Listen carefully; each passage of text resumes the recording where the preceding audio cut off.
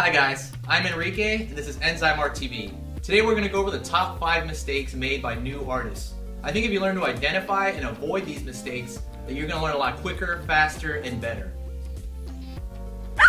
Number 1, thinking supplies are everything. Supplies don't matter. No, not at all. No, the first thing I see people do is they go straight up to the art store and buy the most expensive thing they can possibly get their hands on, thinking that this is somehow going to be like a magic wand or the pills from Limitless. This isn't going to automatically make you a better artist. What it is going to make you a better artist is hard work, and the tools are really just a small part of that. Doesn't matter what brand, generally. My teacher once said that if all he had was a rusty nail and dirt, he would come up with a beautiful image. That's a rough analogy, but I hope that kind of makes a connection. Number 2, wanting a result immediately. Being good at art and drawing is not something you're born with. This isn't like being gay. When I was a little kid in kindergarten, and you see those kids that were drawing at a super young age, the majority of those kids don't do it anymore. Some do, don't get me wrong, but a lot of them don't. When you draw as a little kid, you have an interest in drawing, and because of that interest, you practice more.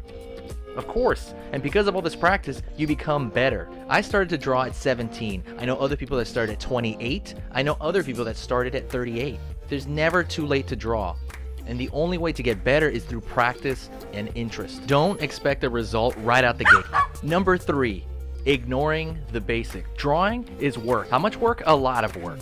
If you want to be a professional artist, it's a ton of repetition and practice. Don't get me wrong, there's a bunch of fun in between all the work, like actually putting down on paper this thing that came out of your mind and you're literally creating it. That's amazing. What's the hard work? The hard work is actually getting to the point where you can do that, because that requires knowledge of anatomy, perspective, structure, shading, learning how things move, pivot points, composition, everything.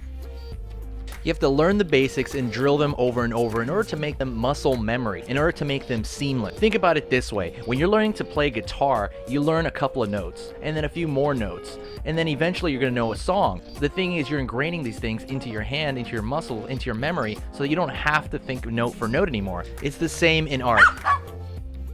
Number 4, hardly practicing. This part is basically being lazy. You know, I had a student one time and she would practice once a week. Now, if you practice the piano once a week, how good do you think you will become at the piano?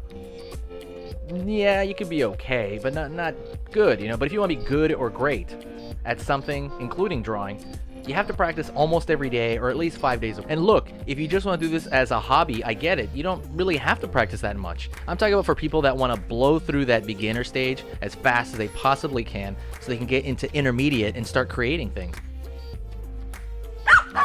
Number 5, being too hard on yourself. When you're going through the beginning stages, it's really easy to get bogged down, you know, because you're drawing stuff and it doesn't come out the way you want it to. But you have to stay positive the entire time. This is the fun part. The failure is the fun part. Every single picture that you fail is another step toward your awesome picture. I had another teacher once tell me that think about your 1,000th drawing. At your 1,000th drawing, that's when it's going to be good. I mean, that's an exaggeration, but, you know, it's going to be a lot of fun getting there. So don't even worry about these first few. Stay positive. Every failure is another brick in your palace. And P.S., don't throw away your drawings. Never throw away your drawings. That's going to be how you track your progress a few weeks or months or even years from now. And you're going to look back and you're going to see how much you've jumped forward and how much you've improved. So that's our list, guys. If you agree with any of them, hit the like button below. Also, check out our store. You can buy the shirt that I'm actually wearing right now. So good luck, guys, in your journey and stay creative.